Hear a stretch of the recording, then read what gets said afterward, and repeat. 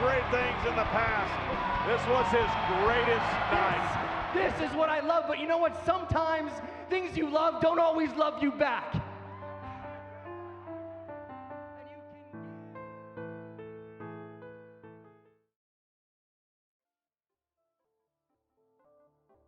Dolph Ziggler has been in the WWE for nearly 20 years, and in that time frame, he's been somewhat of a utility knife for the company, slotting in wherever they need him to. However, his career is defined by one word, and that's almost. Seems like every time he would do something of note, every time he was in a big storyline, or anytime he was ready to make that next step into the upper echelon of WWE superstars, his momentum would be pulled from underneath him, or the company would hesitate to do anything of substance with him. I think a majority of wrestling fans would agree that Dolph Ziggler is one of those guys who's always showed up and put his best foot forward. He's one of the greatest sellers in the company's history, and as time has worn on, he's developed an ability on the mic that allows for his passion for pro wrestling to come to the forefront.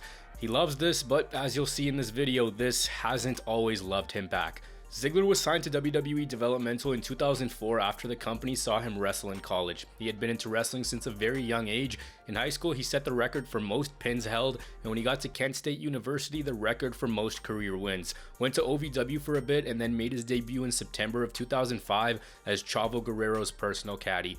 Guerrero was going under the character of Kerwin White. Unfortunately though, Eddie Guerrero passed away that same year and the character was dropped. Dolph Ziggler, being part of the act, was also scrapped and sent back to OVW, but he'd make his way back pretty quick. In 2006, he re-debuted as part of the Spirit Squad, where he went under the name of Nikki. The Spirit Squad was a group of male cheerleaders designed for comic relief. They were jobbers and very much so treated like that on WWE TV, though the group did get main event exposure when they shared the ring with DX, but it was over before we knew it, and Ziggler was right back where he started in developmental. As time passed and OVW turned into FCW, he refined everything about himself and made his re-debut in 2008 as Dolph Ziggler, a bleach blonde, overconfident, cocky yet charismatic stud who could also back things up in the ring. Early on, he was in mid-card rivalries that weren't anything of note, but he did get TV time on a consistent basis, so it wouldn't be far-fetched to say that management did have plans for him. The same management that through the years would turn things messy for him, let's just say. In his early days, we got signs of something that would plague him throughout his career, and that's stop and start pushes. He feuded with Rey Mysterio and John Morrison, failing to win the Intercontinental Championship, but a turning point came for him in 2010 when he was paired up with Vicky Guerrero, who was his on-screen girlfriend. He won the Intercontinental Championship and continued to feud with Kofi for a majority of the year. In early 2011, he was in a rivalry with Edge for the World Heavyweight Championship, where even though he lost the match at the Royal Rumble, he was awarded the world title when Edge was DQ'd for using the spear. So at this point, you could see that there was clearly something that the company saw in him. Otherwise, why would they put his name in the history books, even if it was just for a brief time? He lost the title the same night back to Edge, a step in the right direction for sure, but the feud with him didn't really go anywhere after that. Ziggler and Vicky on screen were moved to Raw after it had come out that Vicky and Dolph attacked Teddy Long. Keep in mind, we were only 4-ish years into his main roster run by this point. When he went to Raw, he won the US title, held it for 182 days in a reign, which wasn't anything memorable. He dropped it to Zack Ryder at the end of 2011 before moving into a rivalry with CM Punk.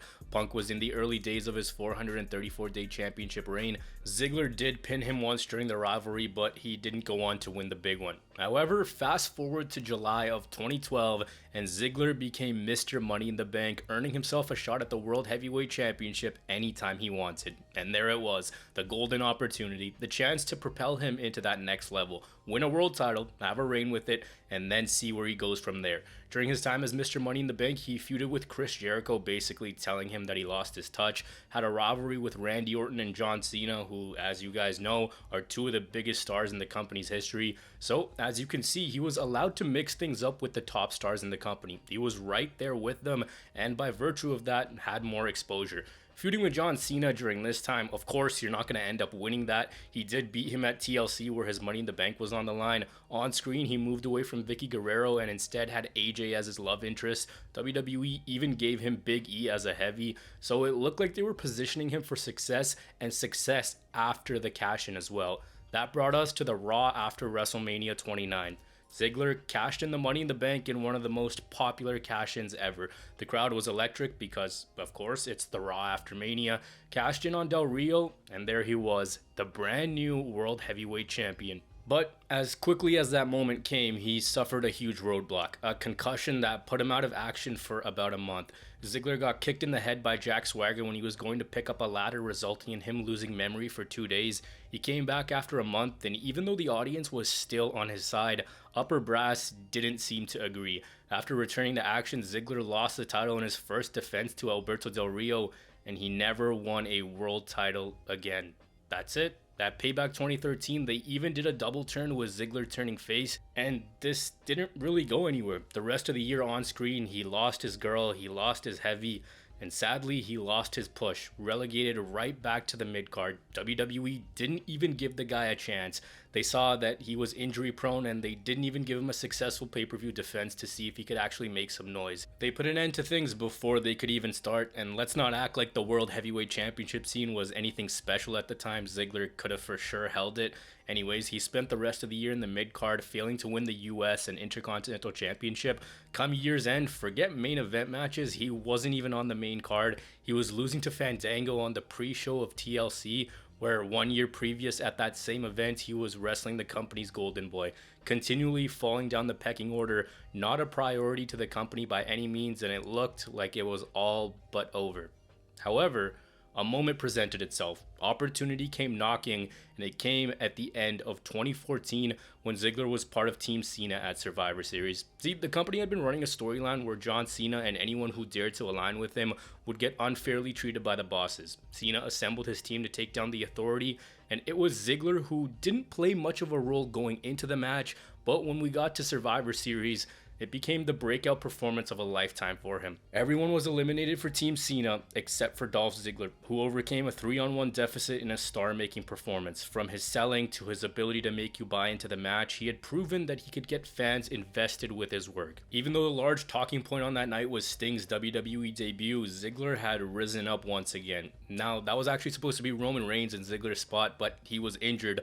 Dolph was obviously primed to do something and be a key player in the Authority story moving forward, but the story they instead told was Triple H and Stephanie coming back into power and the company kayfabe firing him, and yeah, that's literally about it. No relaunch, no big pay-per-view main event spot. He did win the Intercontinental Championship though and hold it for a small amount of time, but headed into WrestleMania 31, he was just another guy again. It's pretty unbelievable that they had it right there and they did nothing with the guy. It's also important to remember that this is a point in WWE's history where the company was fixated with pushing Roman Reigns and nothing else mattered. Maybe Ziggler's big performance and his return at the same time is what caused that. I don't exactly know. Throughout 2015, Ziggler was toiling around in random matches, eventually getting involved in a feud with Rusev and Summer Rae in the summer, which wasn't very good. What ended up happening was WWE got pissed that Lana and Rusev, who had actually been dating in real life, revealed that they were engaged, so the storyline ended up being dropped. Earlier in the year, he was in a Kiss Me Arse match against Sheamus. I swear this guy actually might be the most unlucky WWE wrestler ever. Anytime things looked up for the guy, nothing.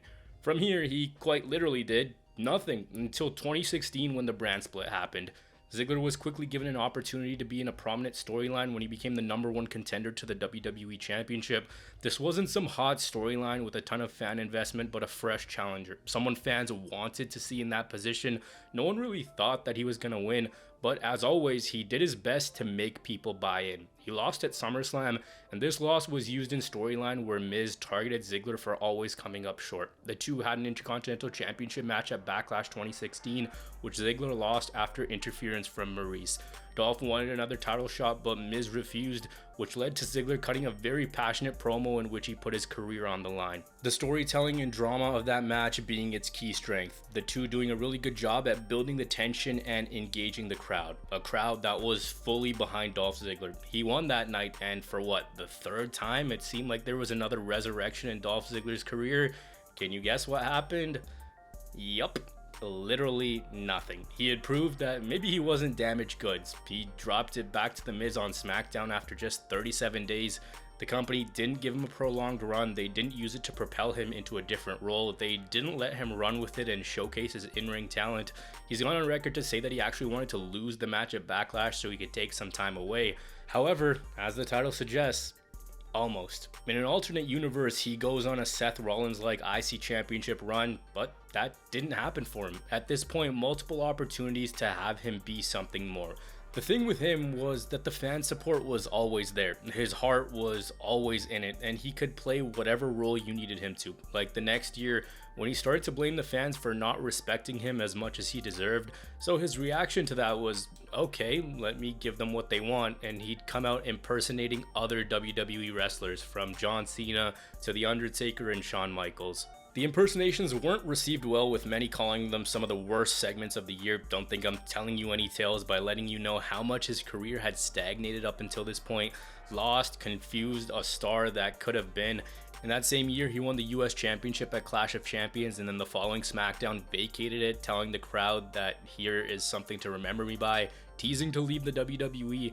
This was done to try to reboot his character, but it didn't. He returned at Royal Rumble 2018, and there was a lot of talk that he might actually win it. If they wanted to repackage him, they should have done something different when he came back. He had the same entrance, the same ring gear. It was just the same Dolph Ziggler. In 2018, though, he did have high points. However, with Brock Lesnar in retreat with the Universal Championship, Raw needed something to carry it, and that was Seth Rollins and Dolph Ziggler. When Drew McIntyre arrived on the scene, the two became a focal point on Raw. It was that Shawn Michaels and Diesel dynamic. Eventually, after winning the tag titles, they had a rivalry which surprisingly had no big blow-off, no big pay-per-view match. So you look at things and you go, okay, maybe something happens once, coincidence, maybe twice, okay, unlucky, 3 times, okay, maybe they had other plans.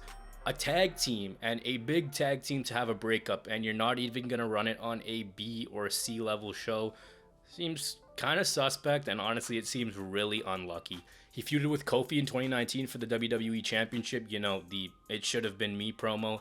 After that, he hasn't really done anything of note. He's been the guy that WWE throws in when they need a safe hand, whether it's a thrown together tag team or random mid-card matches. He seems like their guy to do just that. He's also received a co-sign from The Rock, who at one point responded to an Instagram post that WWE put up. It showed Dolph Ziggler with the WWE title, and he said, quote, "I'd co-sign this decision 100. Talented dude and always has had a spark in his presentations. He won the NXT Championship in 2022, which is so random, but I guess it makes sense with his career. It's a story of what if, and normally these are based on guys who fumble their careers, or guys who fail to find that same magic again, or people who get injured. But not in this case. In this case, the company had multiple opportunities to push him. They never gave the guy any consistency, and on multiple occasions he rebuilt himself. The earmarkings for success were there from a young age. The cash-in felt like he had the wrestling world at his fingertips, but right when he got on the cusp of something, WWE refused to allocate the time and effort into making him into something bigger. You can never say never, because you don't know when someone will get hot and all of a sudden factor into the plans, because we've seen that again and again. I think a lot of you guys have watched enough wrestling that you just don't know when someone will become a fan favorite and they'll want to push that guy. However, in Ziggler's case, it's all about what you do with them afterwards. And in his case, the misses have been injury. The misses have been WWE just not trusting him, and it's so strange. He's had a successful career, yes. The dude's won a ton of titles. He's had his fair share of strong matches, and I genuinely believe he has the respect of a majority of wrestling fans. Just a constant workhorse who does whatever is asked of him. But in retrospect, you look at all the chances to make him into something, and they didn't. But you guys let me know, what went wrong for the guy? Do you think the guy should have been someone on the posters and on the marquee for the WWE? Was WWE right not to pull the trigger on him? Or was this just a bad judgment call by the company on multiple occasions? It's safe to say that Dolph Ziggler's career has been a roller coaster for sure, but I want to hear from you guys. Should he have been something more? And does he still have enough time to be something more?